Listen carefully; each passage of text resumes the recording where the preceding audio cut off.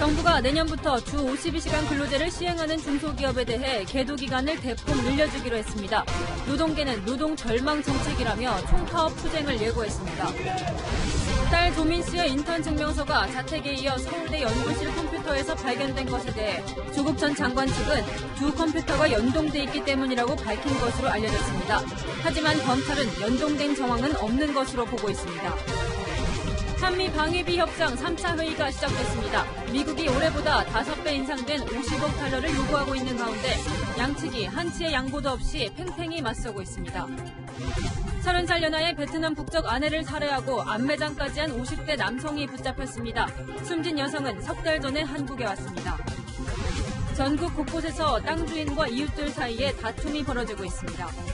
말뚝이 줄지어 박혀 있습니다. 다른 한쪽에는 말뚝을 대형 차량들이 밟고 지나간 흔적도 눈에 띕니다. 땅 주인의 재산권과 주변 사람들의 통행할 권리가 충돌하는 현장을 집중 취재했습니다. 홍콩 시위의 최후보로인 이공대 캠퍼스에 홍콩 경찰이 전격 진입했습니다. 경찰은 실탄 사용까지 경고했습니다. 대규모 유혈 사태가 우려됩니다.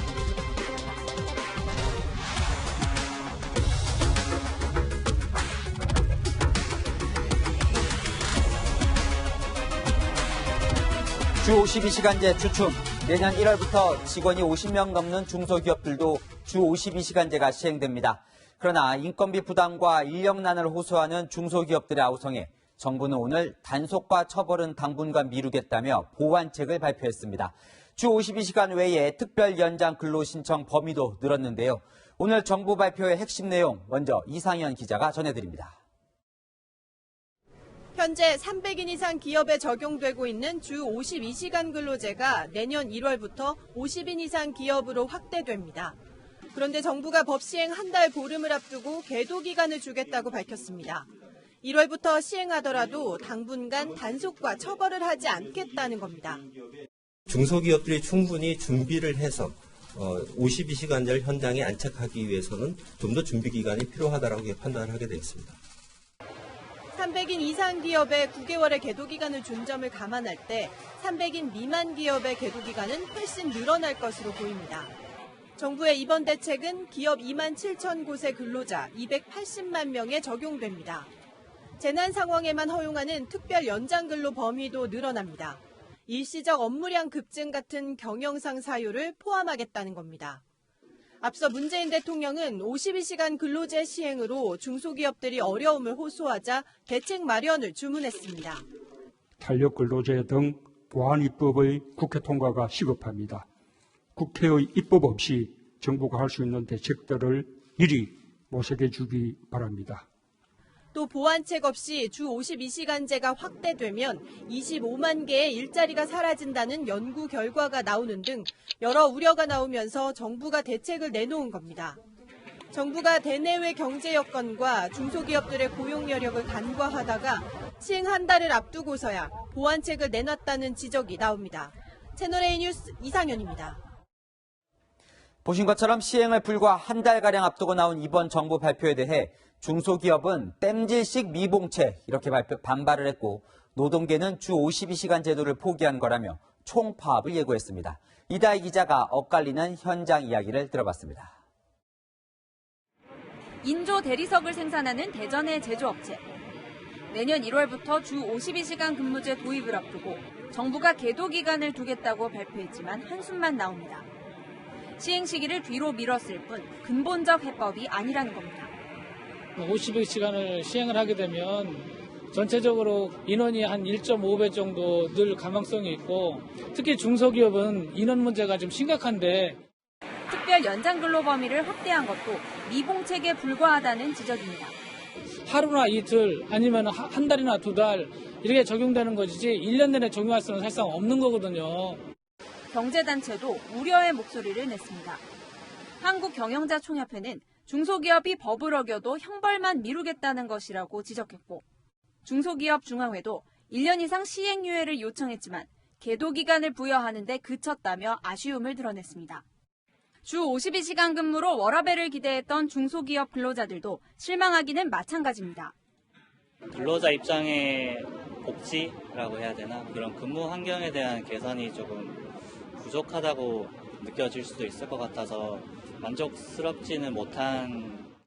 노동계는 주 52시간제도 자체를 무력화시키는 거라며 강하게 반발하고 있습니다. 한 달 남겨놓고 정부가 계도기간을 얘기하는 것은 정부 스스로 그 기간 동안 아무것도 하지 않았다는 것을 스스로 자인하는 것이라고 생각하고 있습니다. 민노총도 최저임금 10,000원에 이어 노동시간 단축마저 포기하는 문재인 정부의 노동 절망 정책이라며 총파업에 나서겠다고 예고했습니다. 채널A 뉴스 이다혜입니다. 이번엔 다행스러운 소식 하나 전해드립니다. 일본의 수출 규제가 오히려 한국보다 일본 경제에 더 타격을 주고 있습니다. 한국 기업은 수입 다변화로 일본 의존도가 줄어들고 반대로 한국의 일본제 불매 운동이 불붙으면서 일본의 한국 수출은 큰 폭으로 줄었습니다. 김지환 기자입니다. 일본과의 무역 분쟁 해결점을 찾기 위해 스위스로 떠난 우리 대표단. 내일 양자 협의에서 일본의 태도에 따라 더 강력한 조치를 취할 계획입니다. 일본 측이 소극적이고 협의에 적극적으로 임하지 않는다면 저희로서는 다음 단계인 패널 설치 절차를 적극적으로 검토하고.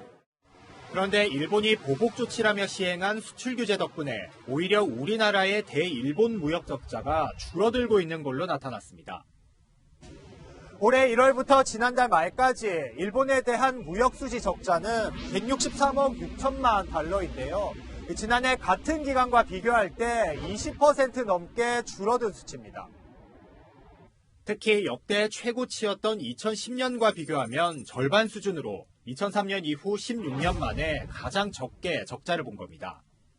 반도체 기업들이 일본으로부터 수입을 줄인 데다 일본 제품 불매 운동까지 벌어지면서 적자 흐름이 바뀐 겁니다.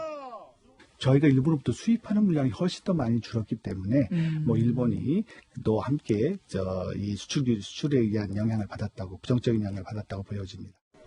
중장기적으로 대일 무역 환경이 지금과는 달라질 것이라는 전망도 나옵니다. 수입처 다변화라든지 국산에 대한 필요성을 이제 인식을 하고 있기 때문에 그런 노력들이 지속이 된다고 하면 대일 무역 역조가 해소되는데, 우리나라를 압박하려던 일본의 수출 규제 조치가 오히려 자기 발등을 찍고 있다는 목소리가 나옵니다. 채널A 뉴스 김지환입니다.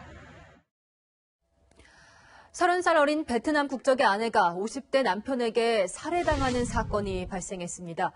불과 석 달 전 남편을 따라 한국에 온 아내의 시신은 차가운 감나무 밭에서 발견됐는데 남편은 말다툼을 하다 화가 나서 범행을 저질렀다고 진술했습니다. 최수연 기자입니다. 지난 16일 여동생으로부터 연락이 닿지 않는다고 신고된 베트남 국적 20대 여성이 살았던 연립주택입니다. 신고를 받고 출동한 경찰은 어제 오후 이곳에서 10분 정도 떨어진 동두천 인근에서 베트남 여성의 50대 남편 신모 씨를 검거했습니다. 차에 있는 거 동행해서 여기 왔을 때 수시 몇 번 추궁하니까 수시 보면서 시인 다 했고요. 차체 모든 데도 다 얘기했고. 신 씨는 아내를 흉기로 살해한 뒤 자신의 고향인 전라북도 완주의 감나무밭에 시신을 안매장했습니다. 부부는 지난 2017년 베트남 현지에서 결혼을 했고 석 달 전 아내가 남편을 따라 한국에 입국한 것으로 알려졌습니다.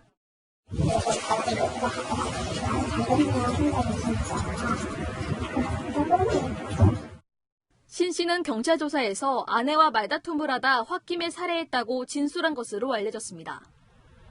유족들은 피해 여성이 남편으로부터 생활비 문제 등으로 폭언에 시달렸다고 주장한 것으로 전해졌습니다. 이웃들도 부부 사이에 갈등이 있었다고 증언합니다.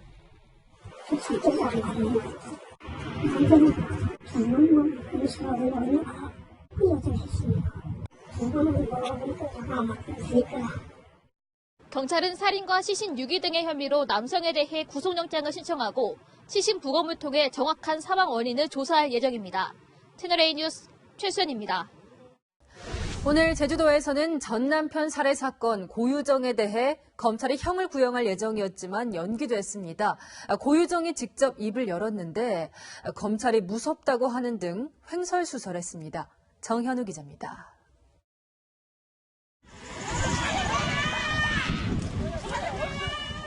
거센 항의 속에 법정에 출석한 고유정. 당초 오늘 공판에선 최후 진술과 검찰 구형까지 예정돼 있었습니다. 하지만 고유정 측은 의붓아들 사건 때문에 준비가 제대로 안 됐다며 재판을 미뤄달라고 요청했습니다. 고유정은 검사가 무서워 진술을 못하겠다며 울먹이기도 했습니다. 우여곡절 끝에 재판이 시작됐지만 고유정은 억울하다는 말을 되풀이했습니다. 전 남편의 성폭행을 막다 범행했다는 기존 주장을 반복하면서도 일부 새로운 내용을 덧붙이기도 했습니다. 시신을 유기한 장소에 대해선 기억나는 대로 말했는데도 경찰이 찾지 못했다며 책임을 돌리는가 하면 일부러 그런 것도 아닌데 여론이 날 죽이려 한다는 주장도 폈습니다. 검찰 구형은 다음 달 2일로 연기됐습니다. 화가 난 시민들은 고유정 측을 향해 비난을 쏟아냈습니다. 제주도가 아줌마 거예요. 전 남편 측도 강한 분노를 드러냈습니다. 네, 이러한 절차 진행은 당장 임기응변이라고 저는 생각할 수밖에 없었는데요. 반드시 부메랑이 돼서 돌아올 것이라고 생각합니다. 고유정은 전 남편 살해 사건과 별도로 내일부터 의붓아들 살인사건 재판을 받습니다. 재판부는 내일 재판 결과에 따라 두 개 사건을 합쳐 재판을 진행할지 결정할 계획입니다. 채널A 뉴스 정현우입니다. 저희 채널A는 조 전 장관의 서울대 연구실 컴퓨터에서 딸의 서울대 인턴 증명서 파일이 발견됐다고 전해드렸었습니다. 본인이 직접 개입한 것 아니냐는 의혹에 조 전 장관 측은 자택 컴퓨터와 연결돼 있었을 뿐이라고 해명했는데요. 실제 두 컴퓨터는 서로 연동되지 않는 것으로 전해졌습니다. 백승호 기자가 보도합니다. 검찰은 조국 전 법무부 장관이 서울대 연구실 컴퓨터를 이용해 공익인권법센터 인턴 증명서를 위조했는지 수사 중입니다. 압수한 조 전 장관 연구실 컴퓨터에서 딸 조민 씨와 장영표 단국대 교수의 아들, 조 전 장관 친구의 아들 이름이 적힌 인턴 증명서 파일을 발견했기 때문입니다. 조 전 장관 측은 자택 컴퓨터와 연구실 컴퓨터를 업무상 이유로 서로 연결했었다고 해명한 것으로 알려졌습니다. 하지만 검찰은 연동 정황은 없다고 파악한 것으로 전해졌습니다. 조 전 장관은 지난 9월 연동에 대한 언급 없이 자택과 연구실에 같은 워드 프로그램을 깔았다고 주장했습니다. 서울대학교에서 제공하는 워드 프로그램 등을 제공받습니다.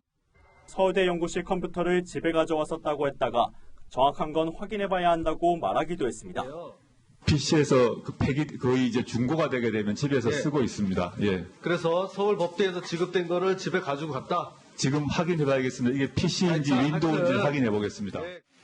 검찰 관계자는 압수수색을 통해 조 전 장관 영역에서 확보한 증거들이 있다며 조 전 장관 답변을 확인해야 하기 때문에 추가 조사가 필요하다고 밝혔습니다. 채널A 뉴스 백수입니다. 검찰은 법원의 영장 기각으로 조국 전 장관 부부의 휴대전화를 아직 확보하지 못했습니다.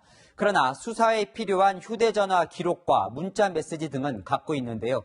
본인도 모르게 휴대폰 정보가 온라인에 저장되는 클라우드 덕분입니다. 이동재 기자가 취재했습니다.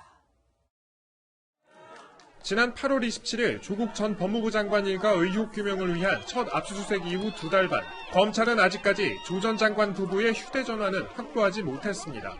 자녀 입시 비리와 사모펀드 의혹 등을 풀 핵심 증거지만 법원은 번번이 압수수색 영장을 기각했습니다. 검찰은 대신 우회로 찾기를 시도했습니다.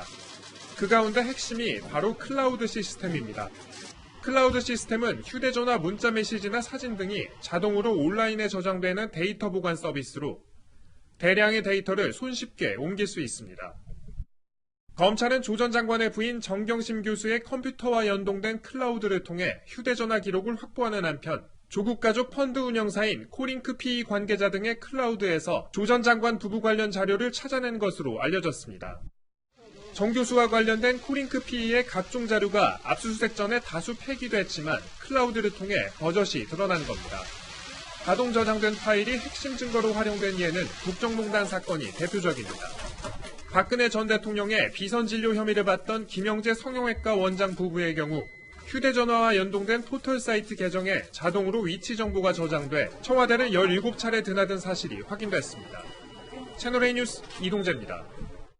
진중권 교수의 소신 발언이 이어지고 있습니다. 진 교수는 동양대에 함께 재직 중인 정경심 교수가 표창장을 위조했으며 동료 교수들이 정 교수를 위해 거짓 증언을 했다고 비판했습니다. 김철웅 기자입니다. 진중권 교수는 직장 동료인 정경심 동양대 교수의 딸 표창장 위조 혐의에 대해 소심 발언을 이어왔습니다. 진 교수는 SNS에 올린 글에서 동양대 교수들이 표창장 위조 정황을 알면서도 방송에 나가 사실을 왜곡했다고 직격탄을 날렸습니다. 진 교수가 지목한 인물은 TBS 김어준의 뉴스공장에서 표창장 위조 가능성을 일축한 장경욱 동양대 교수입니다. 왜 그렇게 힘들게까지 본인이 위조를 해야 할 이유가 있을까? 아주 멍청하거나 거의 불가능에 가까운 일을 한 건데. 그는 위조 의혹을 영화 같은 상상이라고 했습니다. 직접 작성을 해서 어딘가에 프린트를 컬러로 맡겨야 될 테고 다 영화 같은 상상이. 하지만 진중권 교수는 장 교수가 이 인터뷰 전에 자신에게 문제의 표창장 직인 모양이 이상하다고 말했다고 밝혔습니다. 당시 장 교수와 함께 사퇴를 복귀한 결과 문제의 표창장이 수여 시기로 적힌 2012년이 아니라 이듬해인 2013년 만들어졌을 거란 결론을 얻었다고도 했습니다. 검찰도 정경심 교수의 공소장에 위조 시기를 2013년 6월로 적시했는데 당시는 조국 전 장관의 딸이 의학전문대학원 지원을 앞둔 시점입니다. 진중권 교수는 자신이 말렸지만 장 교수가 말도 안 되는 방송 인터뷰를 했다고 비판했습니다. 이에 장경욱 교수는 채널A와 통화에서 사실관계는 맞지만 진중권 교수의 자의적인 해석이라고 해명했습니다. 채널A 뉴스 김초롱입니다. 홍콩 주요 대학 중 시위대가 유일하게 점거한 홍콩 이공대학은 민주화 시위의 마지막 보루로 불렸습니다. 이곳을 오늘 새벽 경찰이 기습했습니다. 전쟁터로 변한 홍콩 상황 한수아 기자가 전해드립니다. 학교로 진입하려는 경찰 장갑차를 향해 시위대가 화염병과 부탄가스를 던집니다. 격렬한 저항을 뚫고 홍콩 경찰은 오늘 새벽 시위대가 최후의 보루로 삼고 있는 이공대 캠퍼스에 전격 진입했습니다.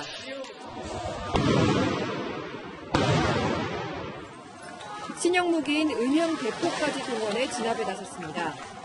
If the protesters do not initiate the use of force, the police will not initiate the use of force. 그러나 학교 안에 남은 수백 명 역시 결사항전을 선언했습니다. I feel very scared, but now I feel very peaceful because I believe that everyone inside the university will stay together. 실험실에서 확보한 물질로 염소 폭탄을 만들었다며 경찰에 즉각 철수를 요구했습니다.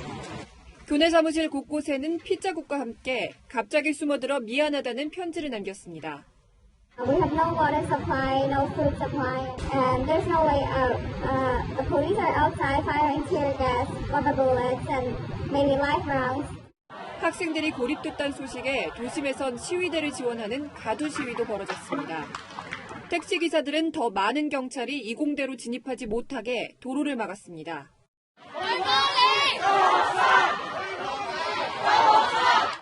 시진핑 주석이 해외 순방에서 돌아온 오늘 중국의 관영 매체들은 일제히 홍콩의 폭동을 제압하라고 촉구했습니다. 채널A 뉴스 한수아입니다. 중국에서는 흑사병 확진 환자가 또 나왔습니다. 지난번엔 쥐 때문에 발생했는데 이번엔 야생 토끼를 잡아먹었다고 합니다. 베이징 권호혁 특파원입니다.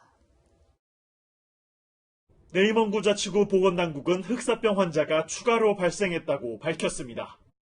채석장에서 야생 토끼를 잡아먹은 55세 남성이었습니다.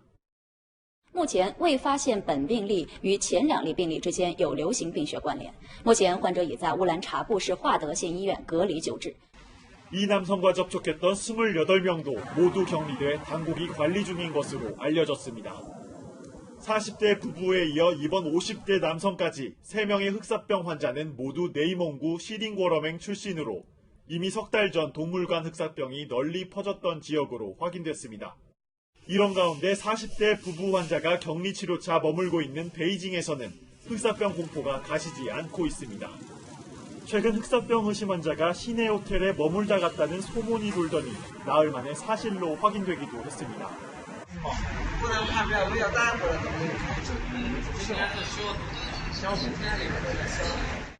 40대 부부 중 한 명은 안정을 되찾았지만 다른 한 명은 위중한 상태로 알려졌습니다. 흑사병 확산에 대한 우려를 줄이기 위해선 중국 당국이 의심 환자와 격리 실태를 투명하게 공개해야 한다는 목소리가 나오고 있습니다. 베이징에서 채널A 뉴스 권호혁입니다. 미국 캘리포니아에는 아주 특별한 소방관이 등장했습니다. 바로 염소죠. 마른 풀을 잘 먹는 염소떼를 풀어놓으면 산불을 막는 방화벽이 만들어진다는데 캘리포니아 황규락 특파원과 확인해 보시죠. 해마다 대형 산불로 몸살을 앓는 미국 캘리포니아주. 그런데 마치 방화벽을 친 듯 거세한 화말을 피해간 안전지대들이 있습니다.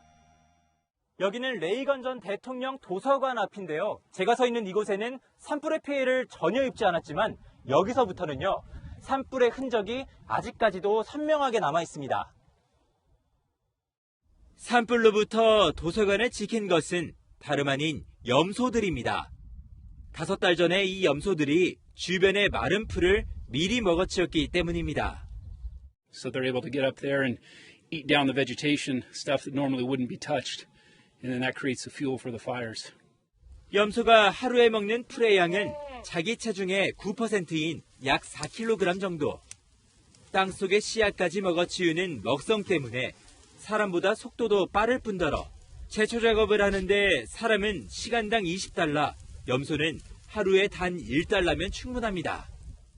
염소들이 머물렀다 간 자리에는요, 보시다시피 이 마른 풀들이 조금씩 사라지기 시작하는데요. 울퉁불퉁하거나 경사진 언덕같이 사람들이 제초 작업을 하기 힘든 곳도 염소들은 쉽게 할 수 있습니다. Their hooves aerate the ground, right? So it stirs up the soil a little bit, so it promotes growth. And the goats go in and do a good job of removing the non-native species. 산불 방지에 탁월한 역할을 하는 염소떼를 임대해주는 사업까지 인기를 끌고 있습니다. 미국 캘리포니아에서 채널A 뉴스 황규락입니다. 50대, 80년대 학번, 60년대생, 대학 운동권 세력으로 한때 개혁의 상징이었던 586 세대. 그러나 대표 주자격인 임종석 전 대통령 비서실장 불출마 이후 쇄신 대상으로 거론되고 있습니다.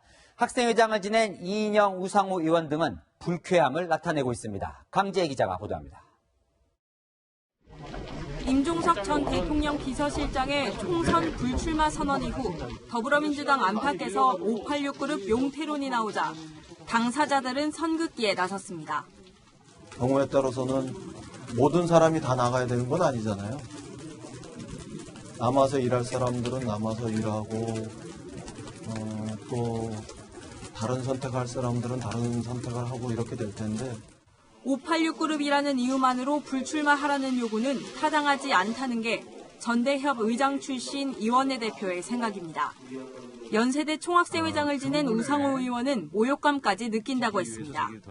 조국 장관 사태 파동 이후에 이제 우리 세대에 대해서 이제 이런저런 질타가 좀 쏟아졌지 않습니까? 네. 기득권화돼 있다고 말하는 거에 대해서 약간 모욕감 같은 걸 느끼고 있었거든요. 586 그룹의 맏형격으로 통하는 우원식 의원은 SNS에 근거 없이 586을 기득권 집단으로 매도하는 것이 결과적으로 우리 민주개혁 세력을 분열시키게 될 것이라고 우려했습니다. 586 그룹이 공개적으로 반발하자 이미 불출마 선언을 한 이철희 의원이 중재에 나섰습니다. 문제가 있어서 몰아내려는 것이 아니라 후배들을 위해 586 세대가 자리를 비워줄 필요가 있다는 얘기라면서 586 의원들 가운데 불출마를 고민하는 분이 있을 것이라고 말했습니다. 채널A 뉴스 강지혜입니다. 자유한국당 역시 김세연 의원의 불출마 후 폭풍이 만만치가 않습니다. 당내 의견이 명확하게 갈리는데 황수연 기자가 김세연 의원부터 만나봤습니다. 한국당은 역사의 민폐, 좀비 정당이라며 당을 해체하자고 한 김세연 의원. 오늘 채널A 취재진과 만난 자리에서도 한국당은 장렬히 사망해야 한다고 강조했습니다. 우리 자체 역량 가지고는 지금 나라가 위태로워지는 이 상황을 막아낼 역량이 되지 않으니 함께 장렬하게 사망하는 것이 맞겠다. 이런. 기성 정치인은 모두 물러나고 새 판을 마련해주자는 겁니다. 현존하는 정치인들은 되도록 새로운 이 흐름에는 많이 들어오지 않는 것이 좋다고 보고요. 김용태 의원과 정미경 최고위원 등 비박계와 청년 당협위원장들은 김 의원의 요구에 호응했습니다. 지금 정치권의 세대교체를 요구하는 국민들의 의견이 80%를 넘어섰다는 걸 명심해야 합니다. 인적 쇄신에 대한 어떤 강력한 결단, 이런 것들을 먼저 얘기하시고 통합 얘기도 하시고 총선 승리도 얘기하시는 게 맞다. 불출마 요구를 일축한 중진 의원들은 김 의원을 향해 불쾌감을 나타냈습니다. 당 해체를 주장하면서 여의도 연구원장은 왜 안 그만두냐고 비난했고 본인이 대여투쟁에 나서본 적이나 있냐는 지적도 나왔습니다. 아버지 후광으로 정치한 사람이라며 부친의 지역구를 물려받은 점을 비판하기도 했습니다. 현역 의원이 다 관두면 소는 누가 키우냐며 당 해체론에 의문을 제기하는 목소리도 나왔습니다. 채널A 뉴스 황수연입니다. 김세현 의원으로부터 불출마 요구를 받은 자유한국당의 황교안, 나경원 투톱은 난감해하는 분위기입니다. 황 대표는 총선에 지면 사퇴하겠다는 애매한 배수진을 치며 장외투쟁 카드를 만지작거리고 있습니다. 계속해서 윤수민 기자입니다. 황교안 한국당 대표는 과감한 쇄신 방안을 마련하기 위해 국민 의견을 듣겠다고 했습니다. 하지만 불출마 선언 등 동반 퇴진 요구는 거부했고 총선 승리만 강조했습니다. 거취 표명은 그 다음이라는 겁니다. 총선에서도 우리가 국민들에게 제대로 평가받지 못한다면 저부터 책임지고 물러나겠습니다. 총선 패배 시 당대표의 사퇴는 정치권의 당연한 수순이다 보니 황 대표가 원론적인 입장만 되풀이한다는 지적이 나옵니다. 나경원 원내대표도 불출마 요구에 즉답을 피하고 자신의 역할만 강조했습니다. 가장 중요한 것은 총선에서 당의 승리라고 생각을 합니다. 그러한 당의 승리를 위한 노력을 계속하겠다. 패스트트랙 법안 저지가 역사적 책무라면서 원내 업무에 집중하겠다는 겁니다. 한국당은 대여투쟁으로 시선 돌리기에 나섰습니다. 황 대표는 이번 주말 선거법과 공수처법 등 패스트트랙 법안 처리 저지를 위한 장외투쟁에 나서는 방안을 검토 중입니다. 경제와 안보 현안을 논의할 대통령과의 회담도 제안했습니다. 현재의 위기 상황 극복을 논의하기 위한 대통령과의 회담을 제의합니다. 곧바로 회답하여 주시길 바랍니다. 내일은 총선용 청년 정책도 발표할 예정인데 당 안팎의 쇄신론을 잠재우기 위한 일회성 이벤트가 아니냐는 지적도 나옵니다. 채널A 뉴스 윤수민입니다.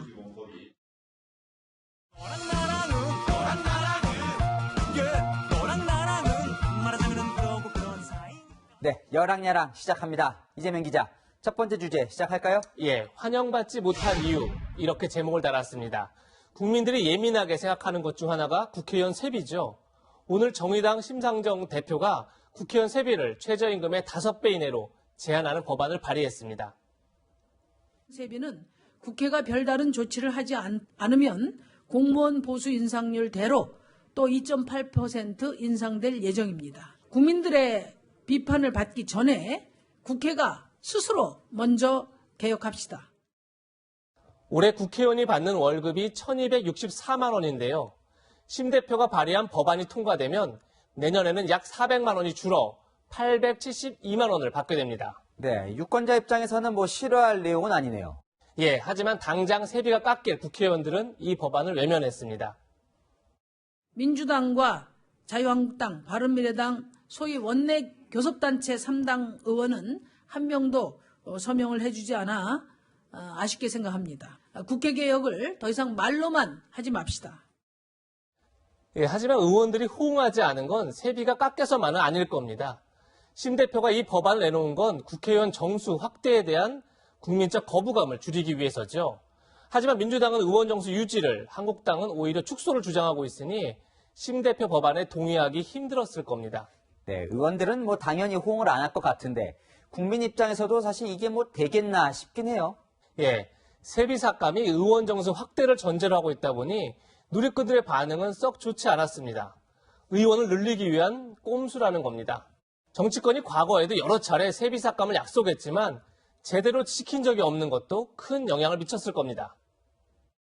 의원 세비 30% 삭감을 즉시 실천할 것을 약속하고 국민들과 함께 한다는 취지에서 국회의원 세율 30% 삭감해서 심상정 대표는 의원들이 법안 발의에 참여하지 않은 걸 아쉬워했지만 국민들은 오히려 심 대표에게 세비 삭감의 진정성을 묻고 있지 않나 싶습니다. 네, 양치기 소년 우화가 생각이 나네요. 다음 주제 넘어갈까요? 예, 너무 다른 비상 상황 이렇게 제목을 달았습니다. 오늘 여야 대표가 나란히 비상 상황을 선포했는데요. 그 이유는 참 달랐습니다. 다음 주부터는 정말로 이제 국회에 아주 비상이 걸린 그런 상황이 이제 될 것 같습니다.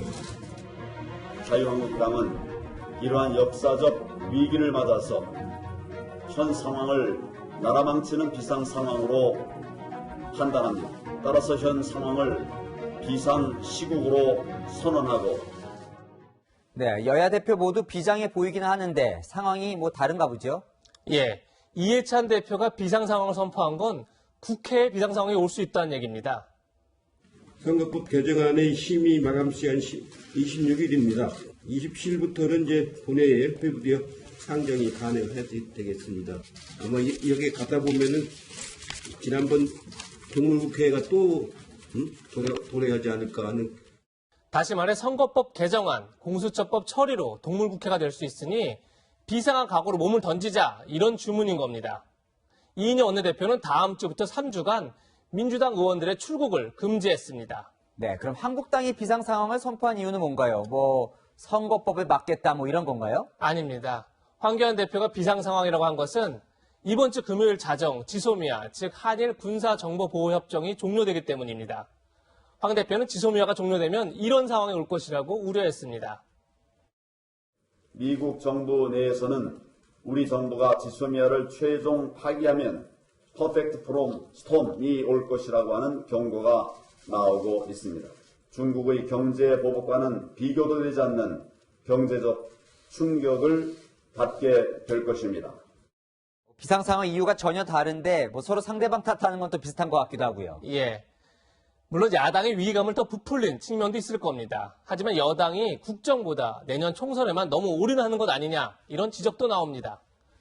특히 경제 위기에 대응해야 할 성윤모 산업통상자원부 장관의 이름이 엉뚱한 데서 나오기도 했습니다. 선생님께서는 전 특허 청장을 지냈으며 현재 산업통상자원부 장관을 맡고 있는 성윤모 씨에 대해 알고 계십니까? 들어봤고 호감이 있는 편이라면 1번, 들어봤는데 호감이 없는 편이라면 2번, 잘 모르겠다면 3번을 눌러주세요. 지금까지 설로만 무성했던 장관의 총선 차출을 위한 여론조사가 이미 이루어지고 있다는 사실이 확인된 겁니다. 이 여론조사를 실시한 기관은 민주당 전략기획위원장이 대표를 맡았던 곳입니다. 강경화 외교부 장관, 김현종 청와대 국가안보실 2차장 등도 포함된 여론조사도 실시됐다고 합니다. 성윤모 장관 측은 당혹스럽다는 입장입니다. 그냥 웃는 거지 뭐. 웃으시는 거지 뭐. 본인 의사와는 전혀 관계없이 외부에서 이루어지는 거니까. 장관을 여론조사에 포함하면 금방 소문이 날 걸 뻔히 알았을 텐데도 이런 여론조사를 실시한 이유가 뭘까요? 총선 승리를 위해 무조건 뛰어보겠다는 속내 아닐까요? 오늘의 한마디는 속보이는 여론조사 이렇게 정했습니다. 네, 아무리 총선 국면에 돌입했다 해도 아직 5개월이나 남았습니다. 할 일은 해야죠. 지금까지 여랑야랑이었습니다. 자, 집에 있는 김치 냉장고 몇 년 됐는지 확인해 보셨나요? 10년 이상 됐다면 화재 예방을 위해 주의해야 할 점이 있습니다. 김윤수 기자가 설명해 드립니다. 창문을 통해 솟아오르는 희뿌연 연기 기둥. 소방대원들이 서둘러 진화 작업에 나섭니다. 화재 원인은 김치 냉장고였습니다. 최근 오래된 냉장고와 김치 냉장고로 인한 화재가 부쩍 늘고 있습니다. 지난해에만 600건 넘게 화재가 발생했는데 1년 전에 비해 20% 가까이 늘어난 수치입니다. 대부분 10년 이상 된 제품에서 문제가 생겼습니다. 하지만 자체 결함보다는 관리 상태가 문제입니다. 컴프레서에 나는 열을 식혀주는 장치가 있는데 그 부분에 먼지가 끼게 되면 냉각 효과도 떨어지고 혹시라도 이제 화재 날 가능성이 조금 높고 쌓인 먼지에 전기가 통하면 열이 발생하는데 이 열로 인해 불이 번지게 되는 겁니다. 특히 김치 냉장고는 미세한 온도 조절을 위해 일반 냉장고와 달리 회전 날개를 사용하는데 이때 먼지가 함께 들어와 화재 위험이 더 높습니다. 습도가 높은 베란다는 스파크가 튈 위험이 더 커지는 만큼 피하는 게 좋습니다. 제품 뒷면에 기계실과 벽이 가까우면 과열될 수 있어 10cm 이상 떨어뜨려 놓는 게 좋습니다. 이렇게 페트병을 냉장고 뒤에 괴어 놓으면 냉장고가 뒤로 밀리는 걸 막을 수 있습니다. 3년에 한 번은 정기 점검을 받는 것도 중요합니다. 소비자원은 오늘부터 2주간 냉장고 제조사들과 함께 10년 넘은 제품에 대한 무료 점검 접수를 진행합니다. 채널A 뉴스 김윤수입니다. 여러분들은 이 다툼에서 누구의 손을 들어주시겠습니까? 땅 주인은 내 땅이라고 다니지 말라고 주장합니다. 그런데 이웃들은 그 땅을 지나지 않으면 다닐 방법이 없다고 합니다. 김진이 간다. 김진 기자가 취재했습니다.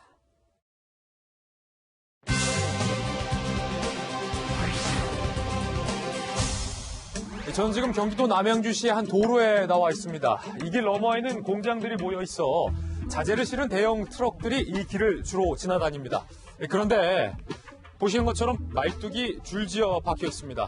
다른 한쪽에는 말뚝을 대형 차량들이 밟고 지나간 흔적도 눈에 띕니다.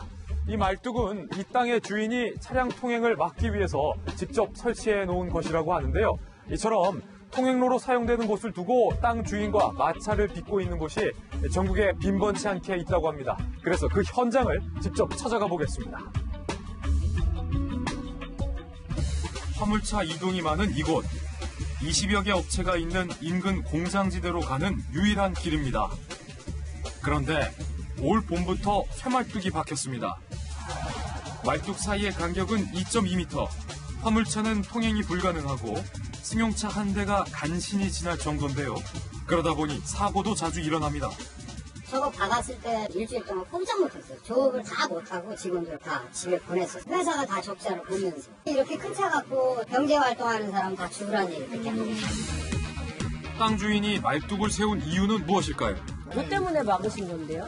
보세요. 이 말뚝 때문에 계속 파고 들어간다고. 이게 차량 통행을 못하게 한 게 아니라 칸차 이렇게 먹고 들어가서 못하게 하는.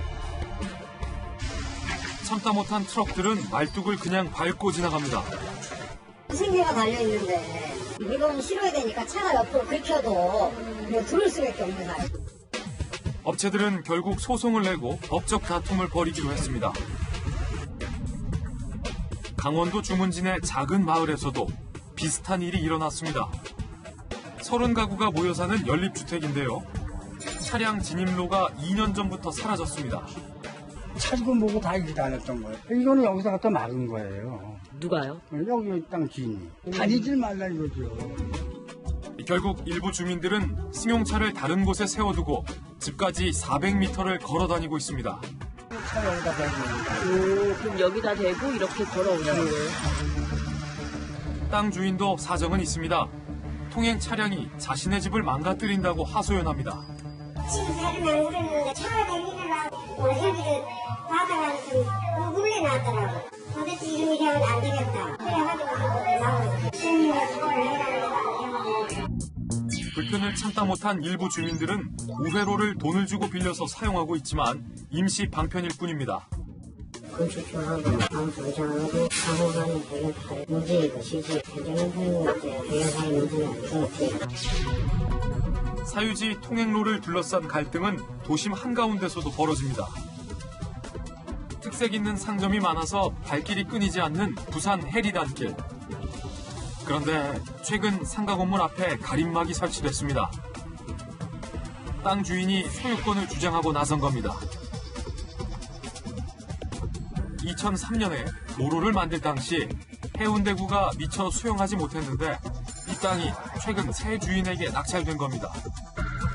가게로 향하는 길은 유모차 한 대도 들어가기 힘듭니다. 가게 안쪽에선 가림막 때문에 아무것도 보이지 않습니다. 펜스 칠 거다라는 안내문이 붙어 있더라고요. 해결 방안을 찾아야겠다라고 생각을 하는 찰나에 다음날 예고 없이 바로 펜스 치고 철봉 받고 이렇게 시작을 하신 거죠. 손님들은 발길을 돌리기 일쑤입니다. 이렇게 해놓으면 다들 가게에 아무도 안 들어가실 것 같은데 안 하고 좀. 문제가 되는 곳은 가림막이 설치된 곳을 포함해 3곳입니다. 가림막이 설치되면 출입구가 막히게 될 가정집도 있습니다. 맞은편 가게도 사람 한 명이 겨우 누울 수 있는 작은 땅 때문에 출입문을 사용할 수 없게 됩니다. 이 작은 땅을 경매로 구입한 이유는 뭘까요? 여기가 개발 압박이 굉장히 안 되거든요. 제가 전부 다 매입하려는 그런 많이 있는 땅이에요. 우리가 사실적으로 남의 물건을 쓰려면은 사용료를 내든가 최소한 허락이라도 받아야 되잖아요. 지자체는 뾰족한 수가 없다며 지켜만 보고 있습니다. 이런 문제가 생겼다고 해서 저희가 접속을 국민에서도 사드릴 수도 없는 부분이에요. 전국 곳곳에서 벌어지는 통행로 다툼. 주민 간의 타협만 기다릴 게 아니라 해당 지자체의 중재 시도와 토지 매입 같은 적극적인 해결책이 시급합니다. 김진희 간다의 김진 기자입니다.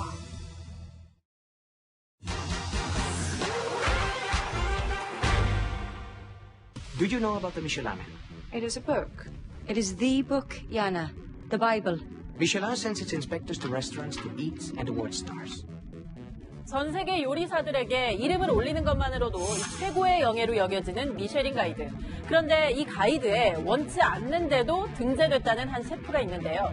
명확한 심사의 기준을 동반하지 않고서는 빼달라고 작년 11월에 얘기를 했고요. 앞으로는 저희 식당을 들여다보지 말으라고 얘기했습니다. 미쉐린 가이드의 평가 기준이 모호하다는 지적인데 실제 평가는 어떻게 이루어지는지 확인해봤습니다. 요리가 얼마나 훌륭한지에 따라서 레스토랑에 1개부터 3개의 별이 주어지는데요.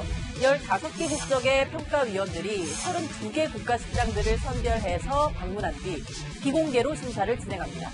그렇다면 어윤권 셰프처럼 평가를 원치 않더라도 평가에서 제외할 수는 없는 걸까요?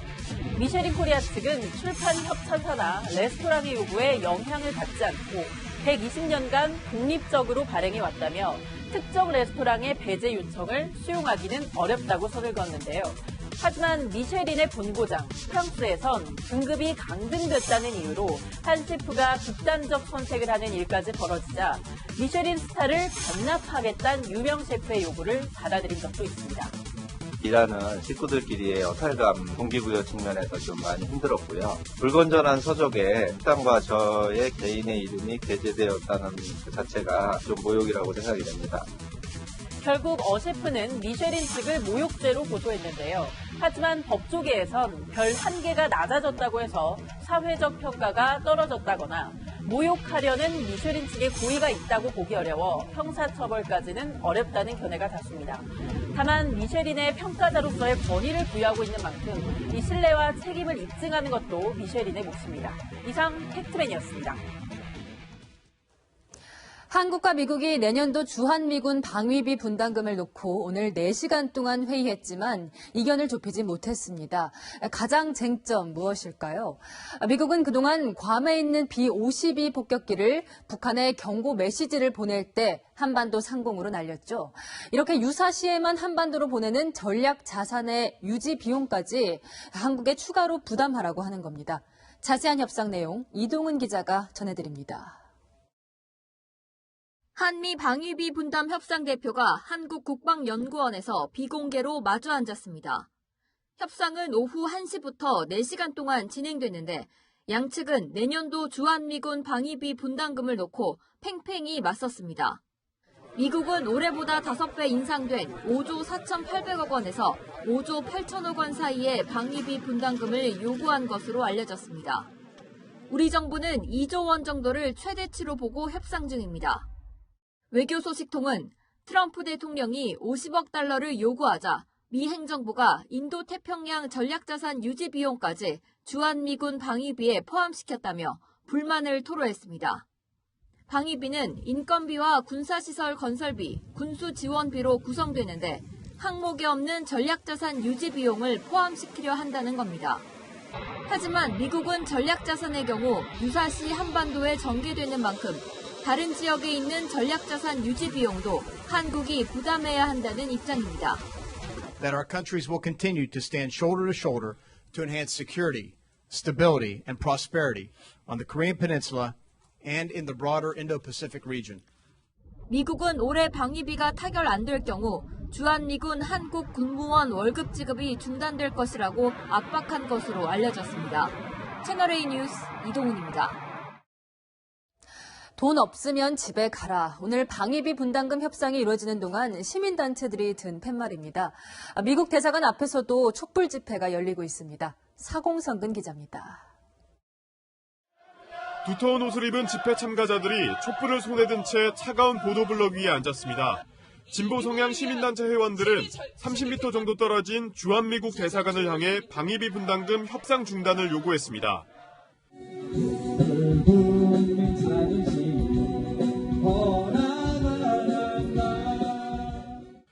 방위비 분담금을 놓고 한미 양측이 협상을 벌이는 한국국방연구원 앞에는 아침부터 시민단체 회원들이 모였습니다. 전국에서 모인 500여 명은 협상 시작 전부터 분담금 인상을 요구하는 미국 정부를 규탄했습니다.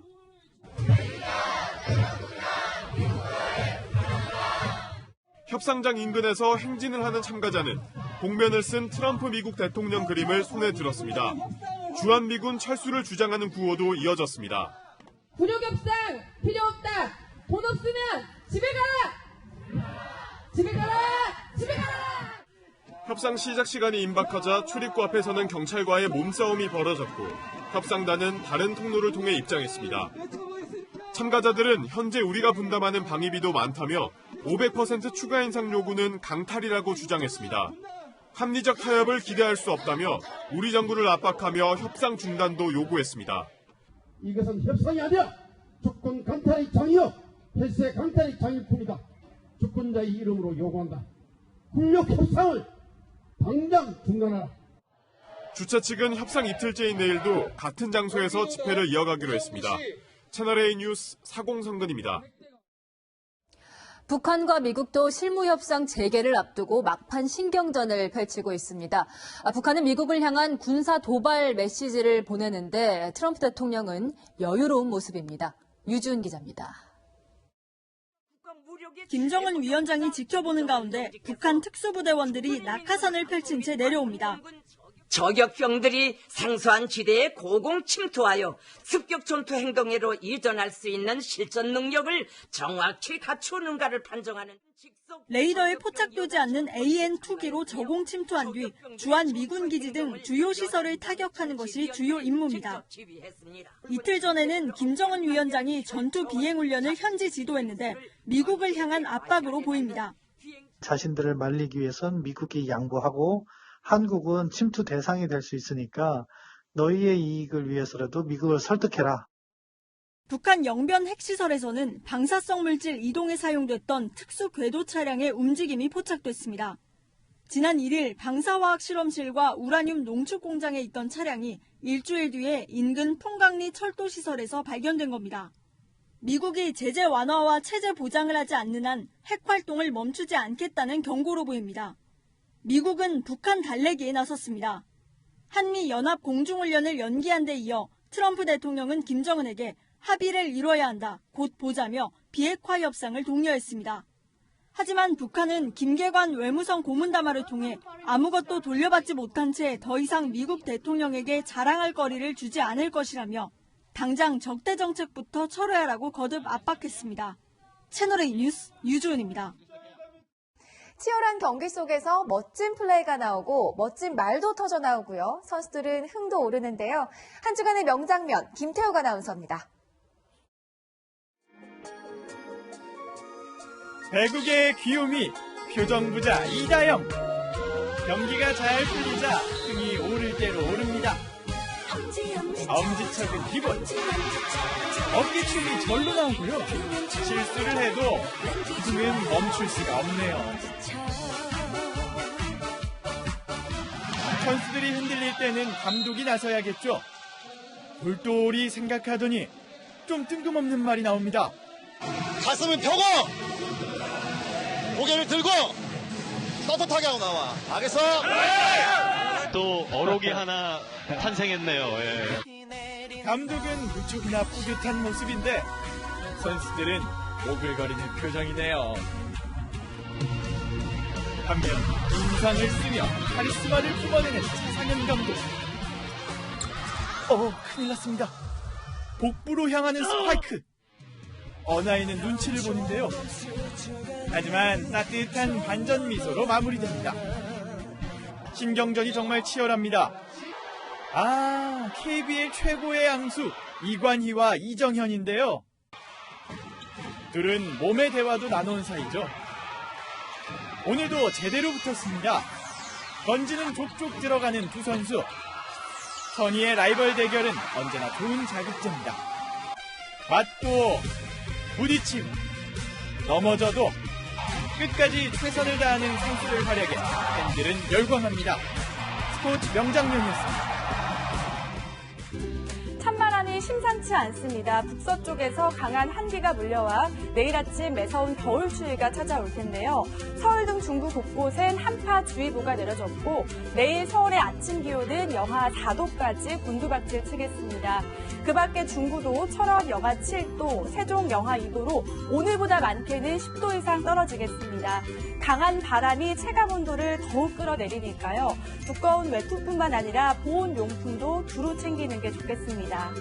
전국에 머물러 있는 황사는 내일 새벽까지 남부와 제주에 영향을 미칠 것으로 예상됩니다. 내일 새벽까지 경기 남부와 충청, 호남, 그리고 제주 산지에 눈과 비가 내릴 텐데요. 비의 양은 5mm 정도가 되겠고요. 눈으로 내린다면 1에서 3cm 정도 내려 쌓이겠습니다. 이번 추위는 수요일 절정에 달하겠습니다. 서울이 영하 5도까지 내려가 올가을 들어 가장 춥겠고요. 목요일 오후부터 평년 수준을 회복하겠습니다. 날씨였습니다. 이 세상 사람들아 모두 모여라. 내 말 좀 들여보렴아. 내일 문재인 대통령의 국민과의 대화를 진행할 배철수 씨가 부른 노래 가사죠. 조국 사태, 안보 위기, 부동산 일자리 문제. 세상 사람들은 대통령에게 직접 듣고 싶은 이야기가 많습니다. 대통령의 속 시원한 소통 기대합니다. 내일도 뉴스입니다.